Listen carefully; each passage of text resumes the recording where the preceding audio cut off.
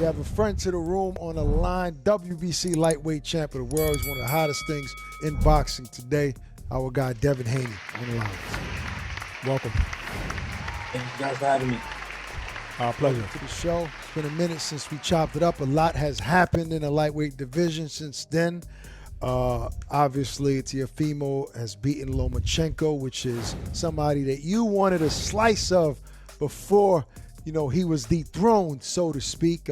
We had Eddie on. He talked about it. He mentioned that, you know, when you and your pops talked to him, you asked for that fight. It wasn't a game. It wasn't a joke. You really wanted it. So do you feel a little bitter where it wasn't you that really dethroned him? Yeah, I do definitely wish that it was me, because that was a fight that I, felt like it was a very winnable fight for me. I saw myself beating him. I knew that he wasn't what everyone was portraying him to be. Don't get me wrong, I don't take anything away from him. He's accomplished a lot in the sport of boxing, but I just felt like it was a tailor-made fight for me. But it's okay, things happen, and timing is everything. It wasn't my time.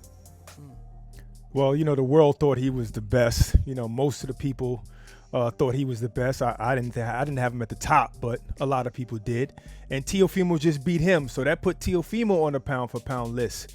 And afterwards, he called you the email champion or something like that. How do you feel about Teofimo as a boxer and the remarks that he made about you? I mean, I think that he's a good boxer. I do think that him and Top Rank are trying to brainwash the fans, with this email thing. Just putting out false information, just to try to prove that he's undisputed when in reality he's not. Because how can you be undisputed when your next opponent can't fight for undisputed? So you're not undisputed.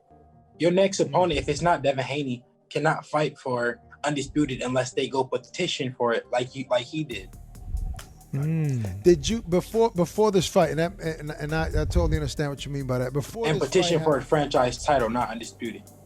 Now, did you, once you find out, because we had Mauricio Suleiman on, and he said that initially, the Loma having a franchise belt, you're not supposed to be able to touch that, meaning like that's like a grandfathered in. But then closer to the fight, they changed the whole concept, and they said, okay, that belt is on the line. When you find that out, did you call Mauricio, the WC, and ask questions like, wait a minute, so how's he going to be undisputed and I'm the WC champ? Did you inquire about that?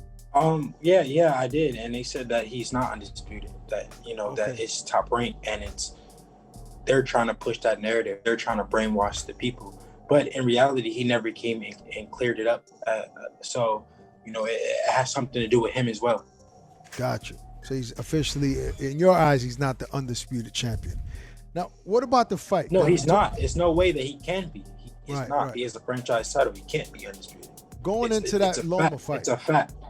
Did you see Teofimo beating Loma? Was that your prediction? No, I didn't see Teofimo beating Loma. I thought that, that Loma would just be too smart for him, would, pretty much outbox him, but Teofimo surprised me. He went in there, he was more busy, and it really wasn't that much on what Teofimo did. It was what Loma didn't do.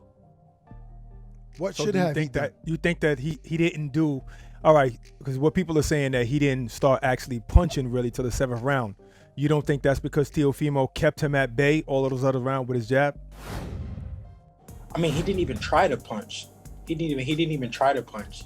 But maybe you never know. You never know until you get in there. So I can say that I'm just on the outside looking in. You never know until you get in. It may have been, Teofimo's skills. Teofimo may have showed him something. May have, threw something at him where he was like, oh, he got some smoke on him. You never know. You never know until you get in there.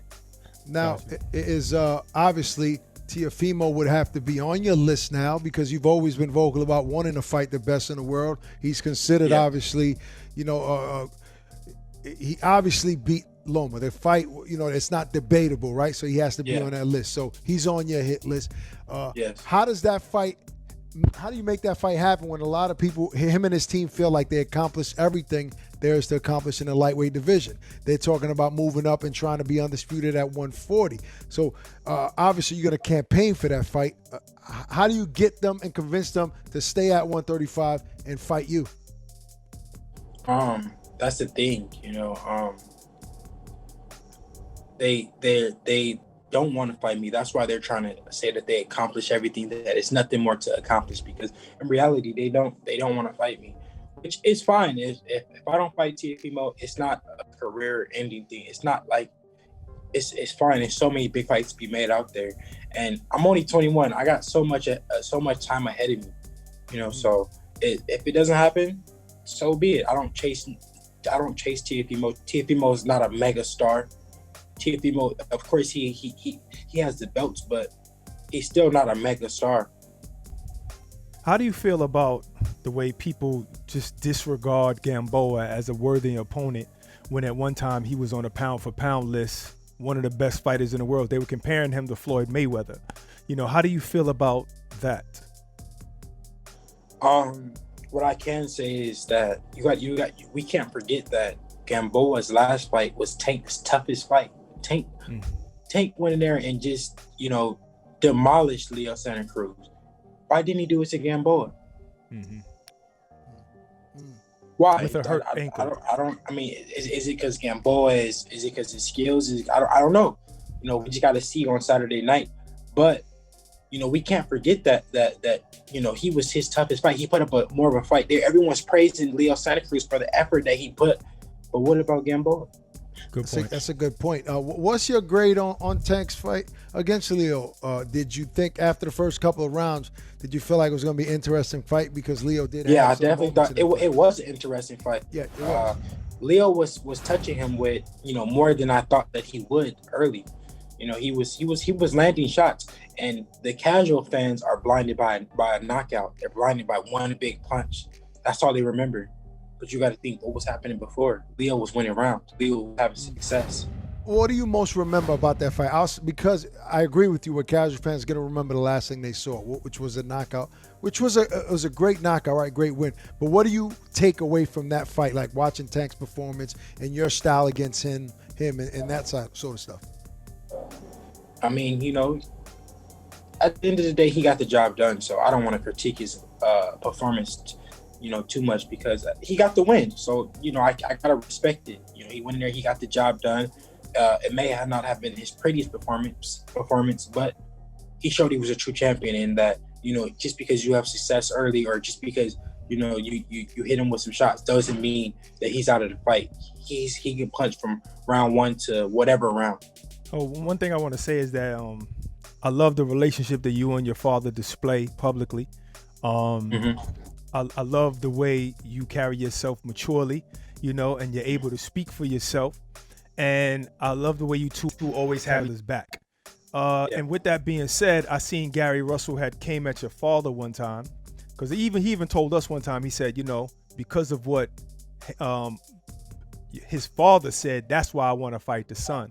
But can you give us some closure on that situation where he wanted to fight you? You guys sent him a contract. He's saying it wasn't a good contract. It wasn't a good term sheet. Can you give us some closure on that and why that fight never happened? I mean, not to just go back. I don't really want to go back on every step. The only reason why I ask is because we were all excited about that. No. Devin, we wanted to see that. Basically, we were in talks. He said that he would fight Crawford for 1.5 or something like that. But before that, he told my dad he wanted like $4 million to fight me or something crazy like that. And so I was like, if you want to fight him for 1.5, fight me for the 1.5. We got it. And that's when we started to talk, and it just so much is back and forth. We put one thing in, and we say, okay, we'll give this one thing to him, and then it's something else, and then it's something else, and it's something else. Which in reality, he never wanted to fight.